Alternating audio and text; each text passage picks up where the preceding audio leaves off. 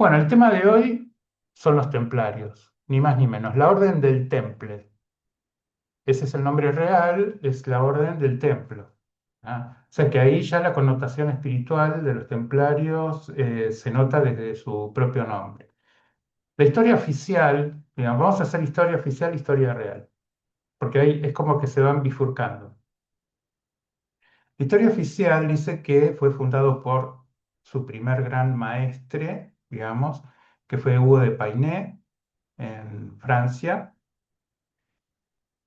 Y la historia oficial dice que al principio no les iba muy bien, digamos, ¿no? Porque eran ocho, nada más, ocho caballeros templarios, y que estuvieron unos 10 años en Jerusalén ahí dando vueltas. Estuvieron en la mezquita del Aqsa, ¿no? Se situaron ahí, y que bueno, después volvieron a Europa y como Hugo de Painé era sobrino de San Bernardo se interesó por la orden y comenzó a recomendarlos primero al Papa para que los acepte dentro de la iglesia y después con los nobles para que les cedan todo eso. Bueno, esa es la historia oficial. Vamos con la historia real de los templarios. Efectivamente, Hugo de Painé fundó la orden. En realidad, siempre el líder espiritual, es decir, el líder real fue San Bernardo. En principio, San Bernardo era monje, ¿tá? Era monjes de la orden del cisterciense, que son los actuales trapenses. ¿Tá? Trapa quiere decir monasterio. Que hay en Sudamérica hay dos, uno en Azul, en la provincia de Buenos Aires, en Argentina, y otro en Rancagua, en Chile. Son los monjes que visten de blanco. ¿Tá? La orden del cister nace como es un movimiento benedictino, si son seguidores de San Benito, porque tienen la regla de San Benito, la triple regla de castidad, obediencia y pobreza, pero como la regla de San Benito ya sabía que la orden de él se iba a expandir mucho en Europa, de hecho es el patrono de Europa, eh, dio algunas licencias de acuerdo al lugar, a la zona geográfica. Bueno. Con lo cual, con el tiempo, cualquier noble podía fundar su monasterio porque era muy rentable económicamente, porque son unidades económicas, y hacían orgías y tenían sus bacanales y su vida ahí.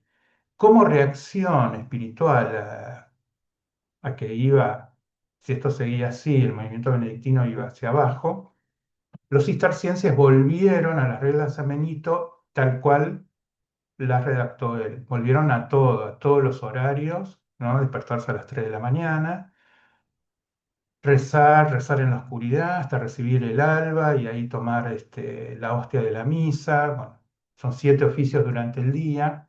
Sí que los cistercienses, del cual San Bernardo pertenecía, son monjes muy, pero muy observantes. ¿Tá? San Bernardo se hizo, había un solo monasterio. Él quiso ir ahí, le dijeron que con sumo gusto que él lo formaba, pero que vaya a fundar monasterios en otro lado para que la orden se expanda, porque lo vieron con mucho carisma. Y San Bernardo era irrefrenable, digamos, su carisma era total, su sabiduría era total, tiene muchísimos diálogos con la Virgen María, son muy exquisitos, tenía una sensibilidad muy fina y una llegada inmediata a todos. Y él funda la orden. ¿Tá? Hugo de Painé, su sobrino, siguió las órdenes de él para que se vayan 12 monjes entrenados por él 12 años a Jerusalén. Le doy las cronologías correctas, porque el número 12 es benedictino.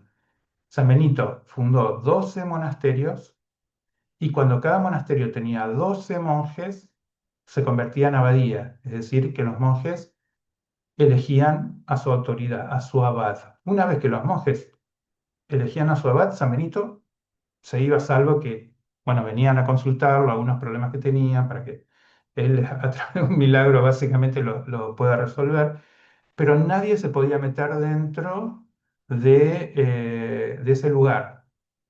¿Tá? Ni San Benito podía decir nada porque ya la autoridad era el abad.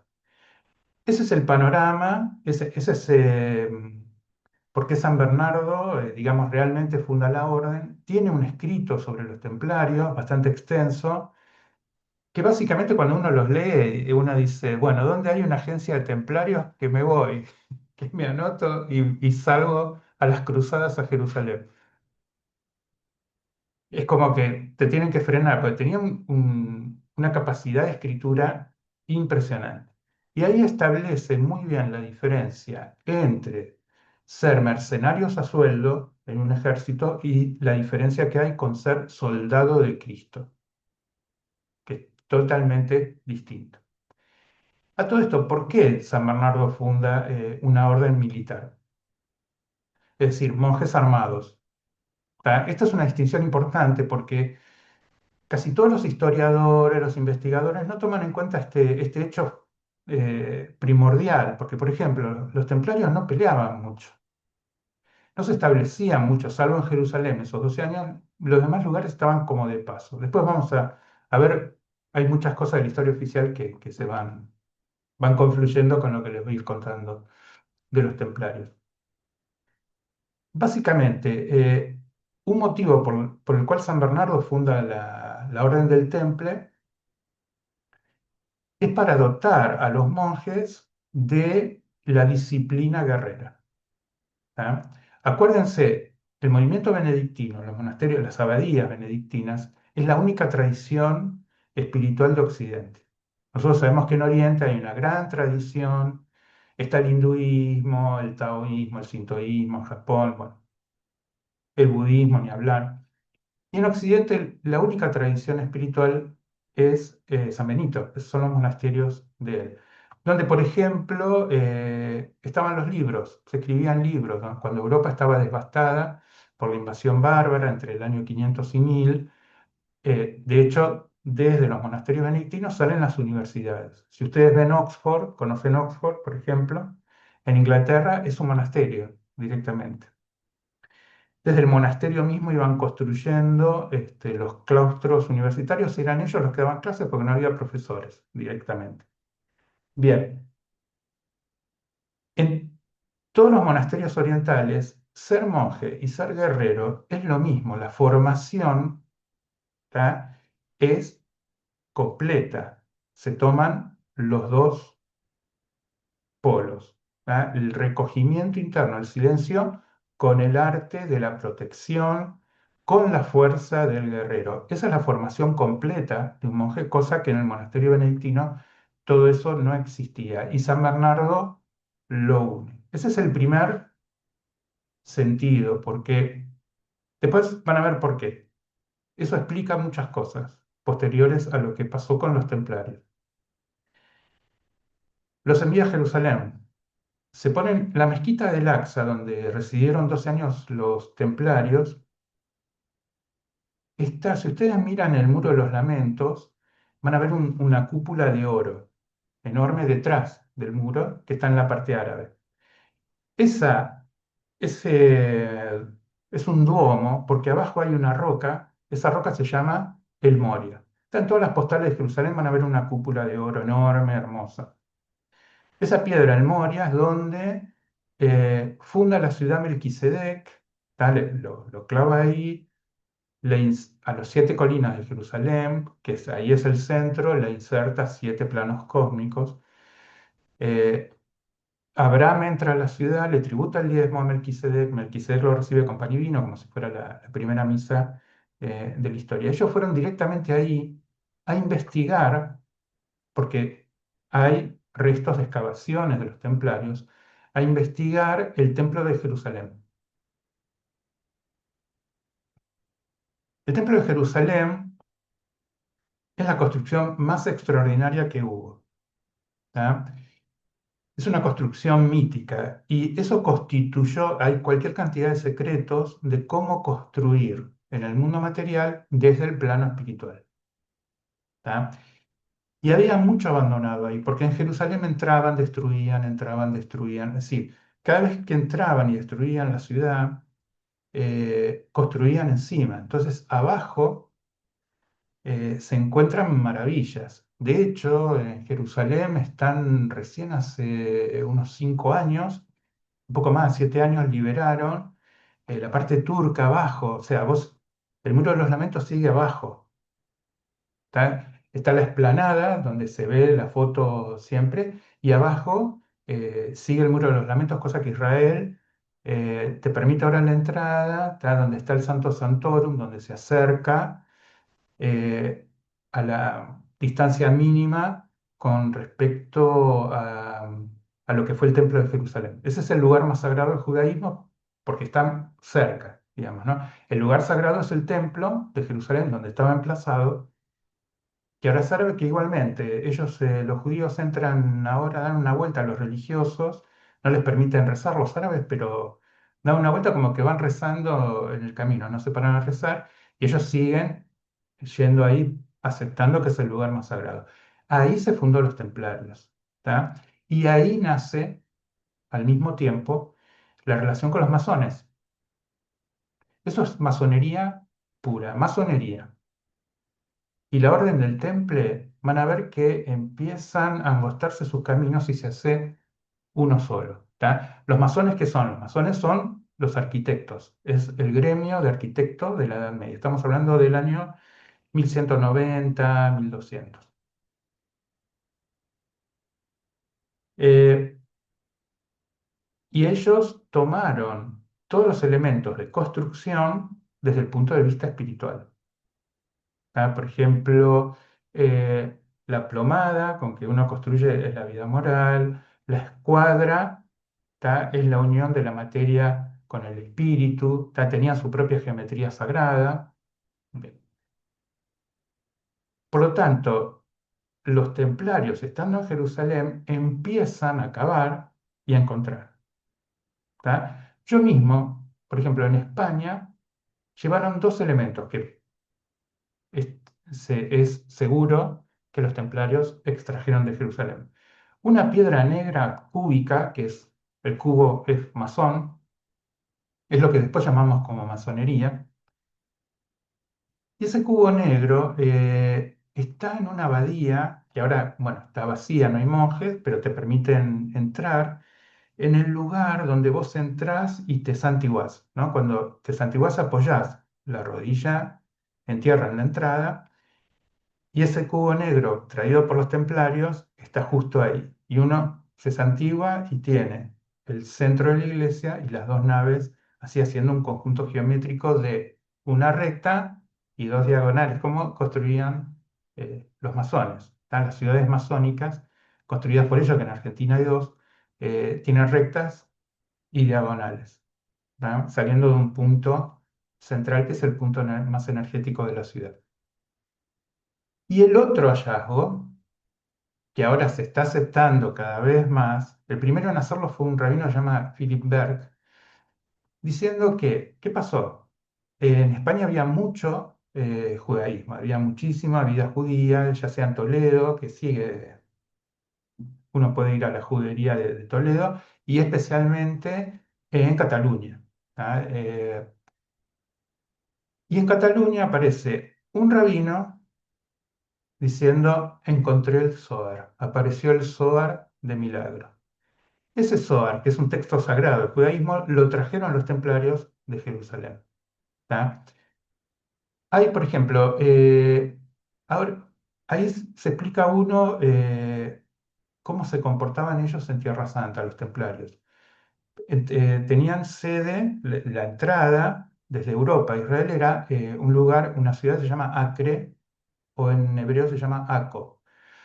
En Aco estaban los templarios, tenían su lugar, y los hospitalarios, que era otro grupo parecido a los templarios, que ellos tenían como el lugar de recepción de los peregrinos, porque en la época de los templarios, gracias a la primera cruzada, se podía peregrinar fácilmente, fácilmente no, digamos, Jerusalén no estaba conquistada, entonces los peregrinos cristianos podían ir, podían entrar.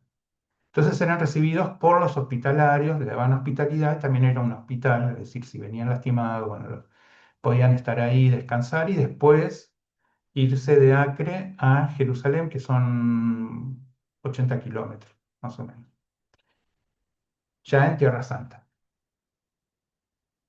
Y uno ve a los hospitalarios con unas construcciones impresionantes. Hoy en día se puede visitar en Aco, cerca del mar Mediterráneo, y los templarios, el lugar templario está hundido.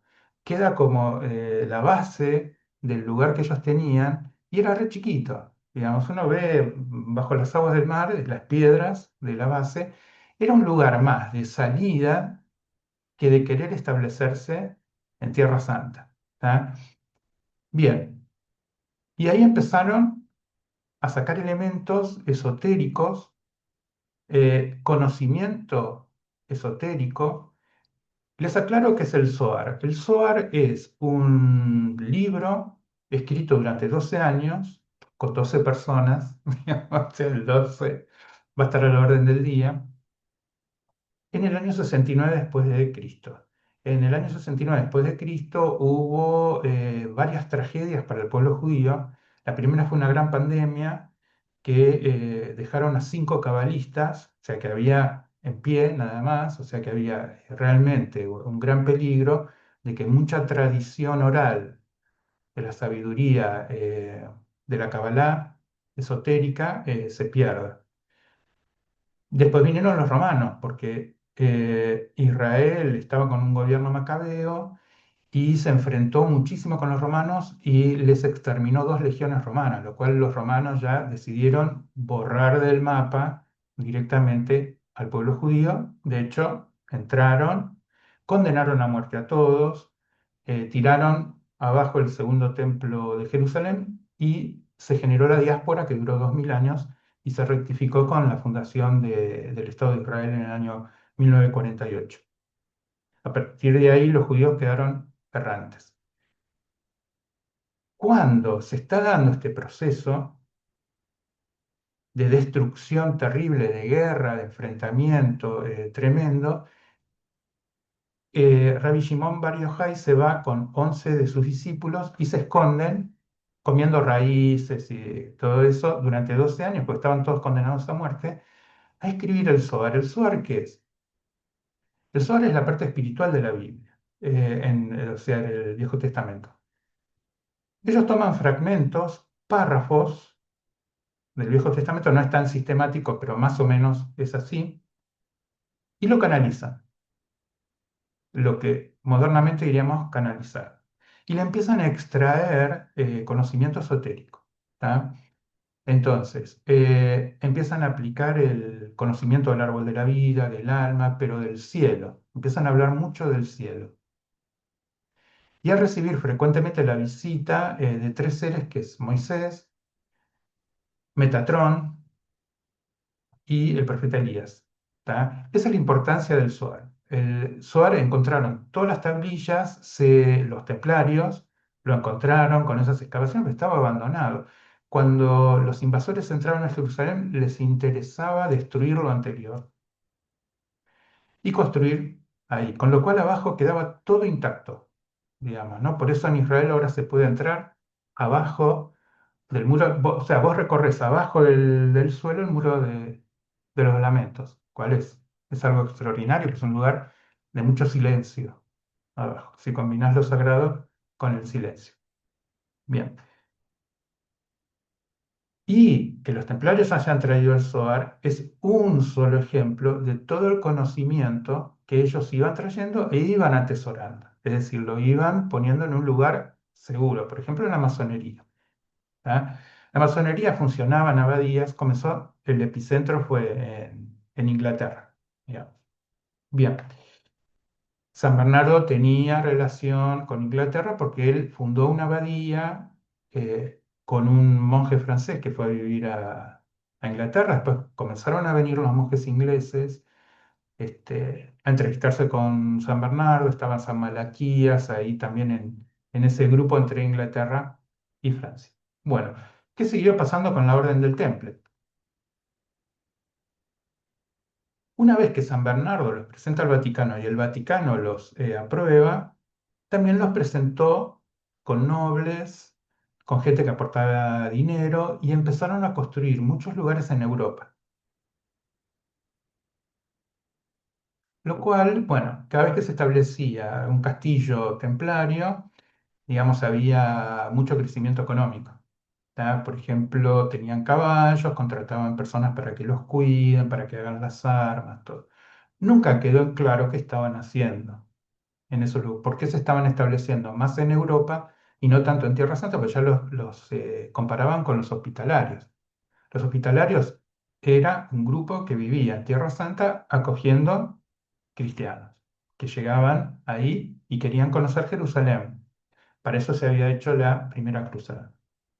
Después hubo dos cruzadas más que también los templarios apoyaron. Bueno, en esos lugares eran templos, eran castillos por fuera, pero ellos eran monjes. No hay que olvidarse que no son mercenarios a sueldo, como decía San Bernardo, sino que son verdaderos monjes, hacían formación interna de las personas con el agregado de la formación, la fuerza del guerrero, que era el que protegía.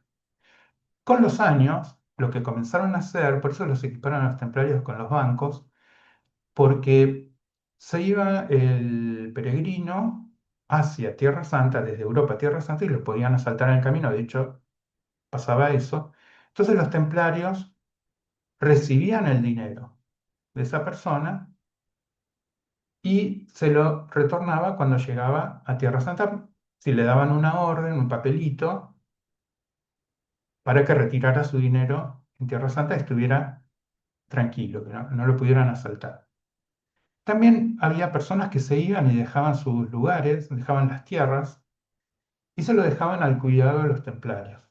Entonces los templarios le hacían un acta, esa persona se iba, a Jerusalén no siempre volvían vivos, entonces los templarios se iban quedando con esas tierras. ¿Tá? Con lo cual ya comenzaron a ver a los templarios con el rabillo del ojo, qué pasa con esta gente que tiene tanto dinero, o eso pensaban, tantas posesiones, que no todos eran de ellos, y comenzaron a hostigarlos, ¿no? Comenzaron a ver cómo quedarse con todo ello, esa es una parte de la historia también. Rubén. Hola Rubén, buenas tardes. Bernardo, justo iba a preguntar si los templarios tenían algo que ver con los masones. Sí, veo que estás hablando de eso, gracias. Saludos de Mar del Plata. Gracias, Rubén. Anita Costa, buenas tardes, Bernardo. Hola Anita, ¿qué tal? Un gusto. Bueno, ¿qué siguió pasando? Hubo un evento catastrófico que es que los musulmanes reconquistaron Jerusalén. Y eso, bueno, ya se llevaban mal los hospitalarios con los templarios. En realidad se llevaban los hospitalarios mal con los templarios y los hospitalarios siguieron peleando. ¿Tá? De hecho, no pudieron reconquistar Jerusalén, pero sí algunos lugares de Siria estaban ahí como orden militar, digamos. Y los templarios no hicieron nada para reconquistar el lugar, con lo cual se empezaron a generar la excusa perfecta para quedarse con todo. ¿Tá? Felipe IV de Francia, ahí después aparece un Felipe IV de la Casa de Austria que gobernaba España, que no tienen nada que ver. El Felipe IV de Francia, que le venía ya robando a todos, era un buen ladrón, digamos, en el sentido que no hacía distinción con nadie, le robó a la iglesia, sacó a los judíos de Francia y se quedó con todos sus bienes. Y empezó a ver la orden del Temple que quería agarrarlos. De hecho, lo hizo. Él ya se había peleado con la iglesia, porque se había quedado con bienes de la iglesia. Reacciona un papa y lo mandó a encarcelar al papa. ¿Tá? O sea, que era muy democrático el robo de Felipe, el saqueo de Felipe IV fue para todos lados. Entonces la Iglesia del Vaticano es como que mucho no se le enfrentaba. Estaba Clemente V en ese momento como papa y culparon a los templarios de herejes, les hicieron juicios, los comenzaron a torturar, comenzaron a sacar, digamos, confesiones bajo tortura. Ya todo el mundo sabía que era demasiado increíble lo que estaban diciendo de ellos, que cualquier cosa, digamos, que no, que habían escupido un crucifijo, que fulano lo había dicho, que el otro. Bueno, en tortura se empieza a decir lo que el torturador quiere que uno diga. Y El Vaticano se lavó las manos, dijo que bueno, que posible, pero lo dijo 5 años después, que posiblemente lo que se decía de los templarios haya salido bajo tortura.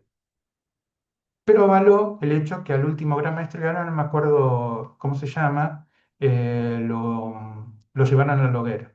¿Ah? Este último gran maestre del Temple dijo que el Papa Clemente V iba a pagar con su vida esa injusticia. A los 2 meses, el Papa Clemente V se cayó, redondo, se murió de la nada.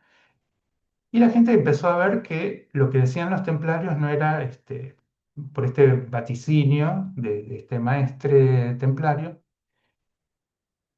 no era en balde, ya que cuando decían algo tenían su sustento.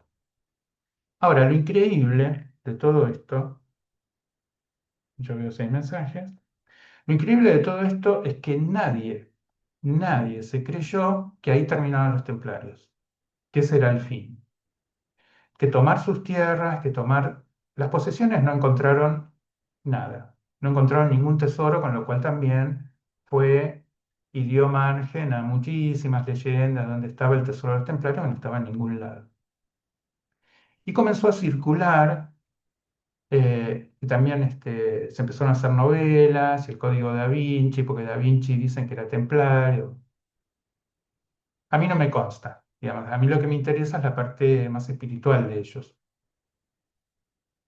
Pero sí se podía construir distintas versiones porque se sabía que los templarios en algún lugar estaban. Se sabía que los templarios ya estaban preparados para un momento de ocaso y que eso no les importaba mucho, que era una parte de su historia y que su historia seguía por otro lado. ¿Tá? Obviamente, si ellos vivieron en Jerusalén y la masonería se basó en los principios, la sabiduría que construyó Salomón a través de su templo.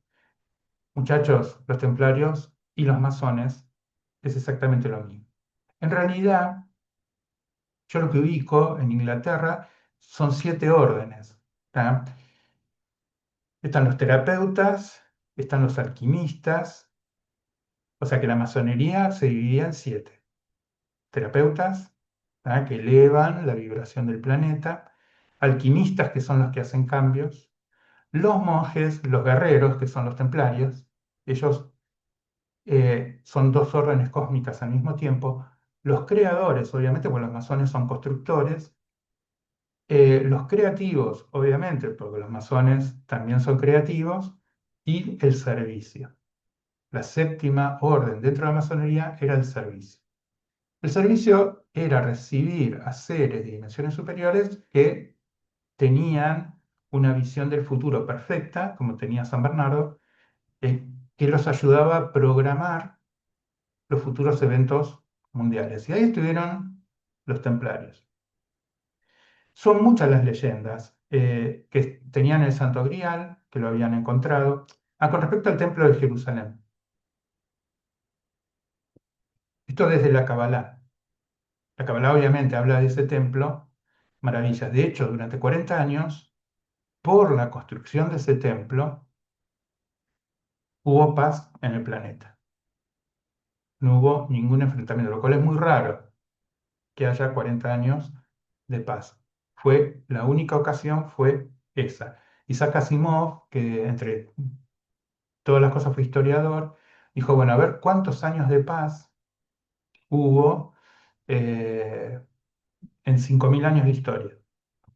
Y le dio algo de 60, 70 años, digamos, y 30 fue como preparación de otra guerra, digamos, ¿no? O sea que prácticamente en 5.000 años de historia de la humanidad nunca hubo paz, salvo una paz instituida desde el campo espiritual a raíz de la construcción de ese templo. ¿Tá? Se habla que el templo de Jerusalén recibía tanta luz que desde el templo se iluminaba a la ciudad.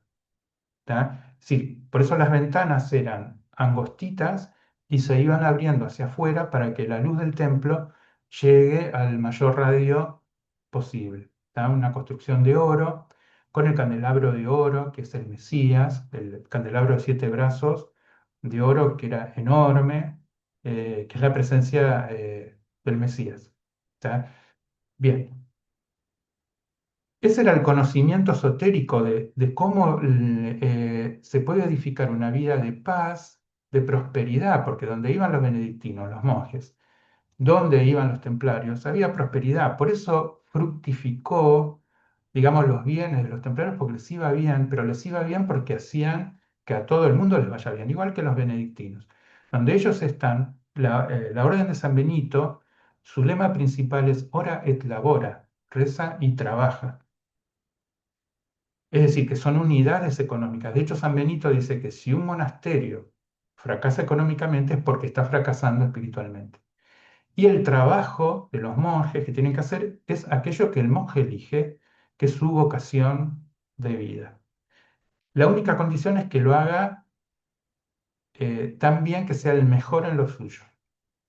¿Tá? Por los productos de una abadía, con el rezo, obviamente, con el trabajo dedicado de los monjes, que es su vocación interior, hacer lo que están haciendo, tiene que salir perfecto. Por lo menos tiene que ser productivo para la humanidad. Inventaron el champán, bueno, el licor, ni hablar.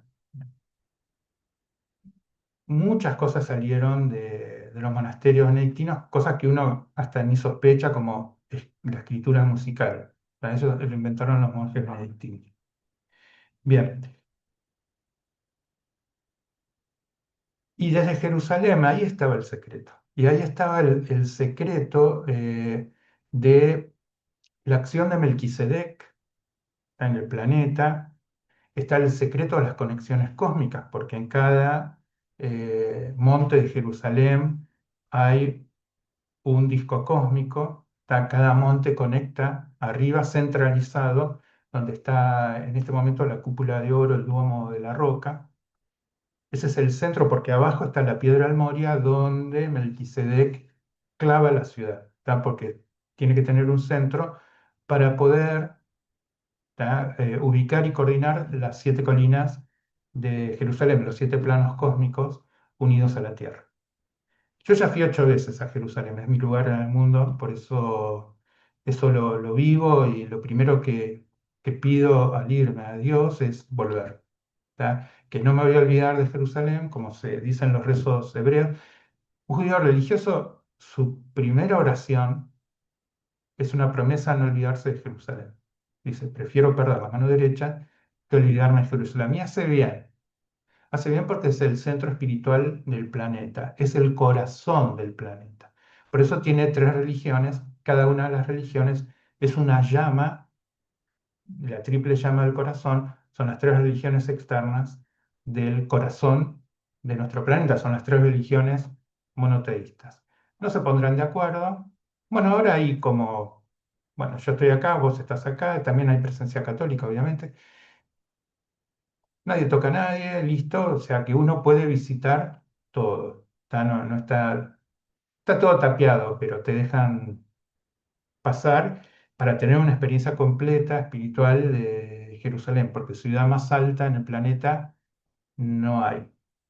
Yo la primera vez que fui tenía 24 años y nunca me impresioné tanto con una experiencia espiritual como llegar al Muro de los Lamentos y tenerlo ahí. Ahí prometí que iba a volver siempre que pudiera, digamos. Y ahí estamos. Ahí estamos esperando la próxima vez de retornar a Jerusalén y tomar esa energía. Jerusalén lo que tiene como experiencia personal, más allá de lo religioso y espiritual, es un recambio del corazón, de la energía del corazón.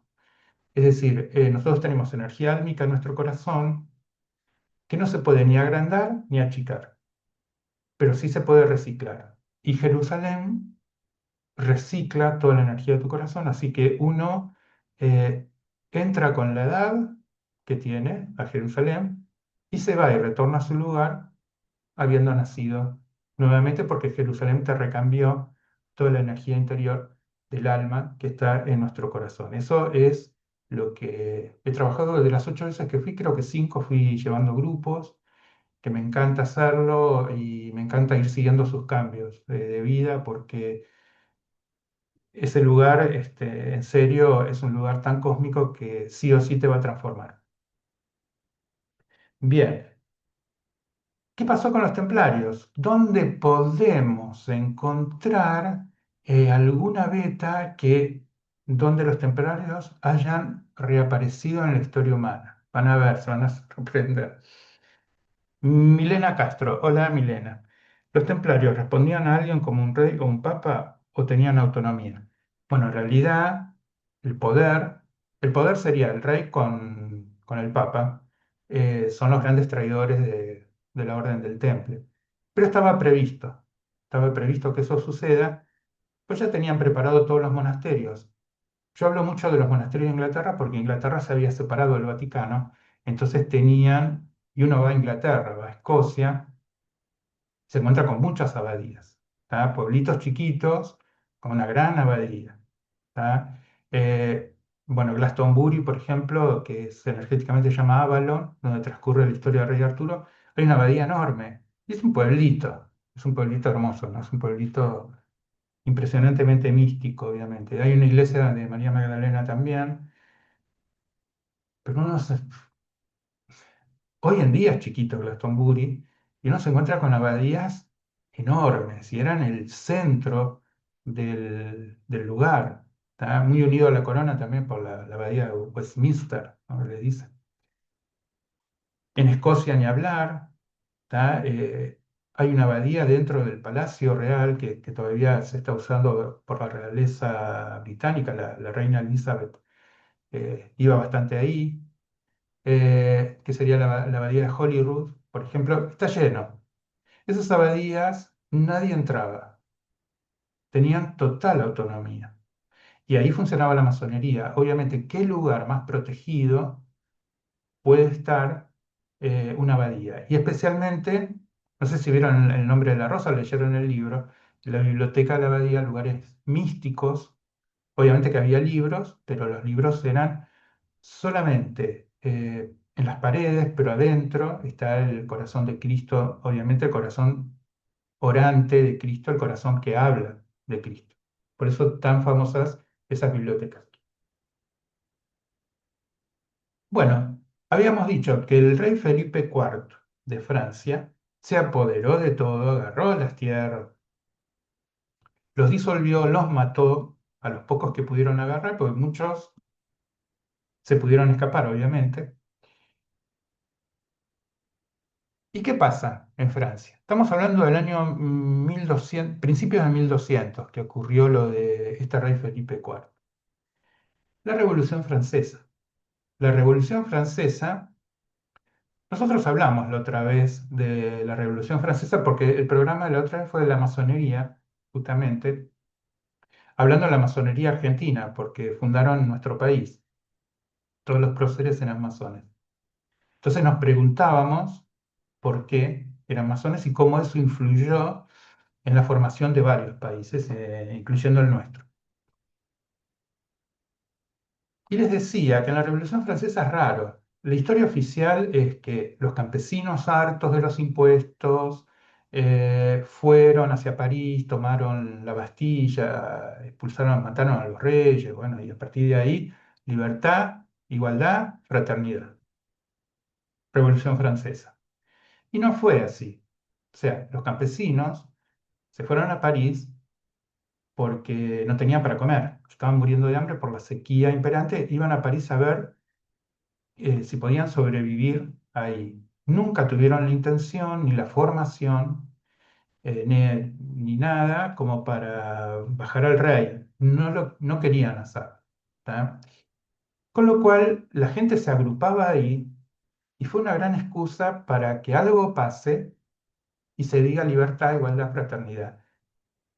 Que a partir de la Revolución Francesa, libertad, igualdad, fraternidad fue un faro de luz para la humanidad para liberarse. Los masones norteamericanos lo hicieron, los masones argentinos lo hicieron, la masonería argentina, ya en la Revolución de Mayo, el lema era ese, el de la Revolución Francesa. Está en 1789, creo que fue la Revolución Francesa, 1810. el primer gobierno patrio de Argentina. De hecho, liberaron los esclavos. En 1810 era inédito.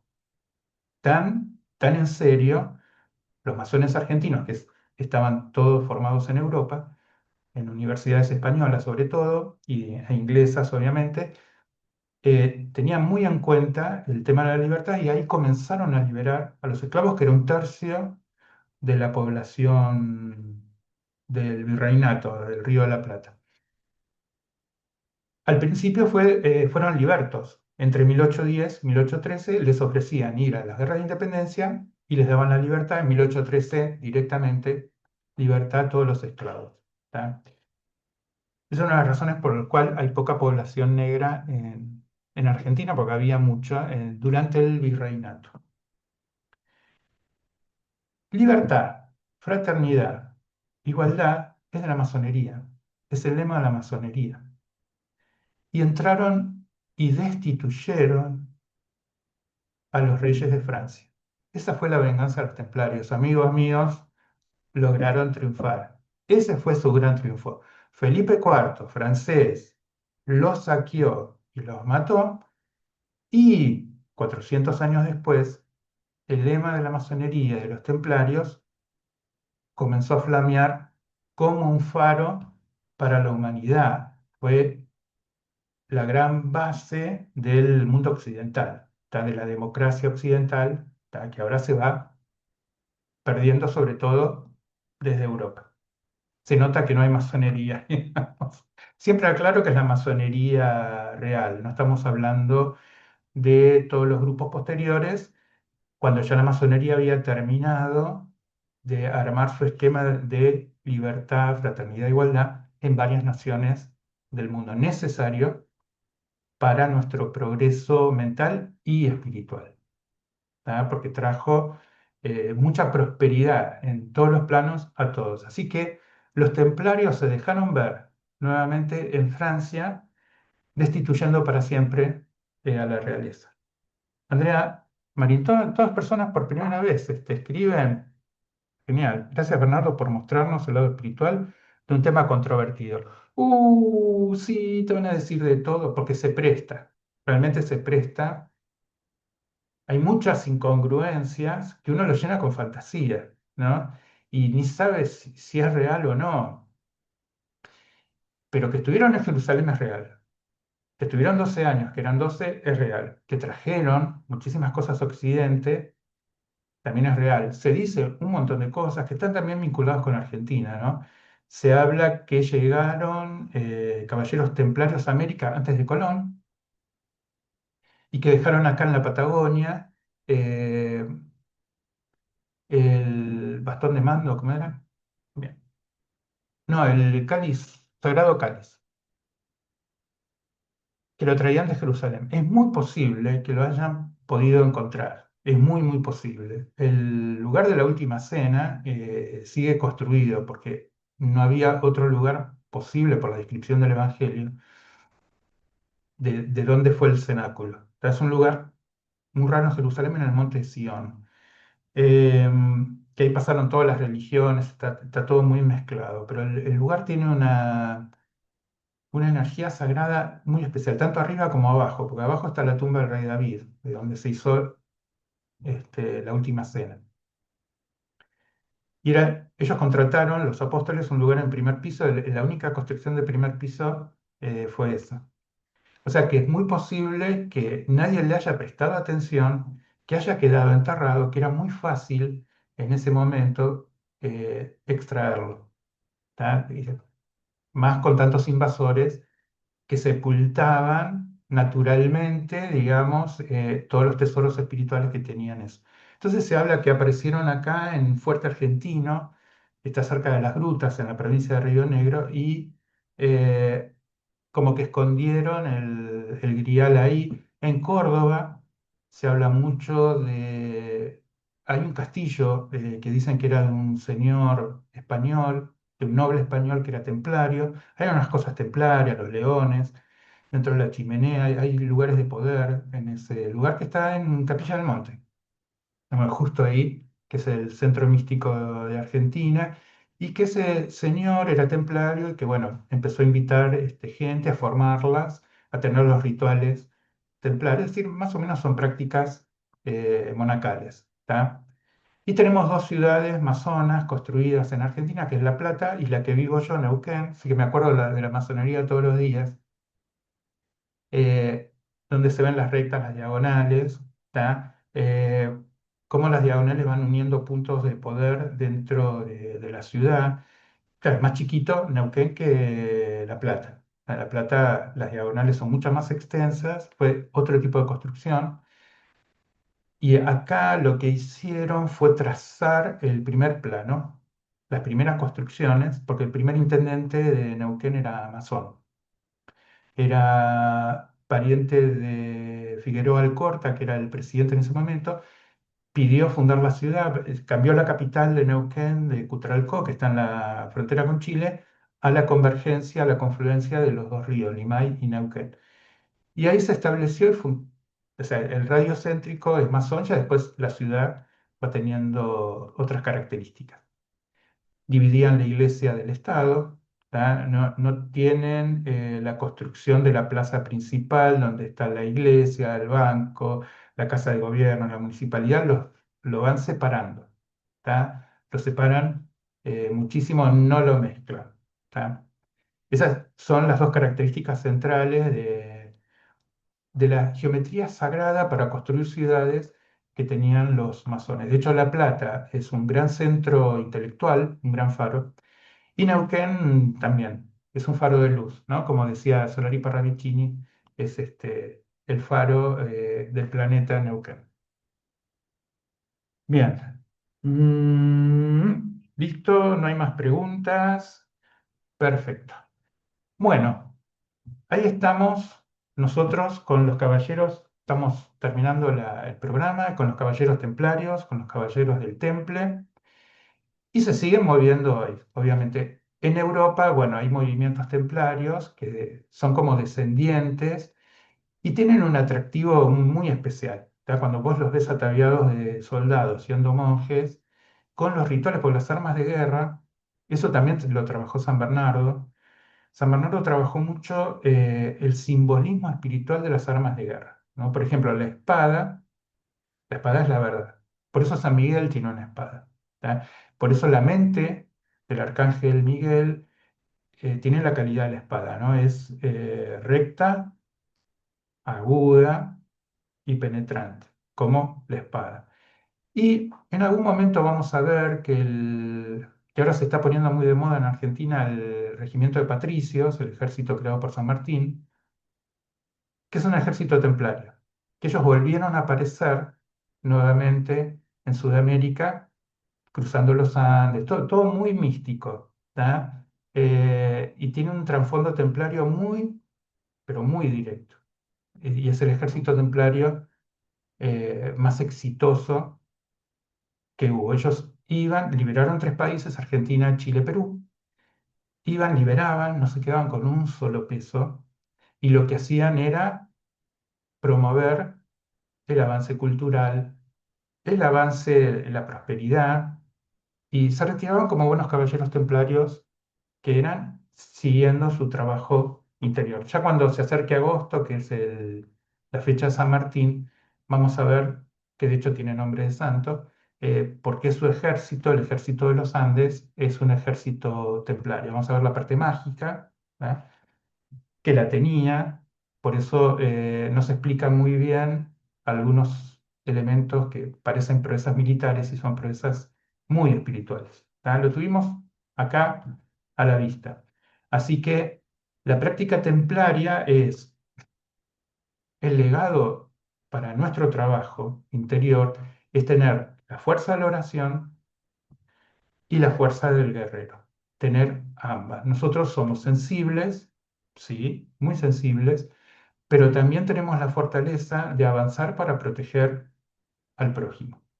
Ese es el trabajo templario que ha quedado como misión interna para cada uno de nosotros. Así que les agradezco, muchísimas gracias. Esta ha sido una emisión del Despertar del Corazón, con mucho gusto, con mucho amor, y nos vemos el jueves que viene. Gracias.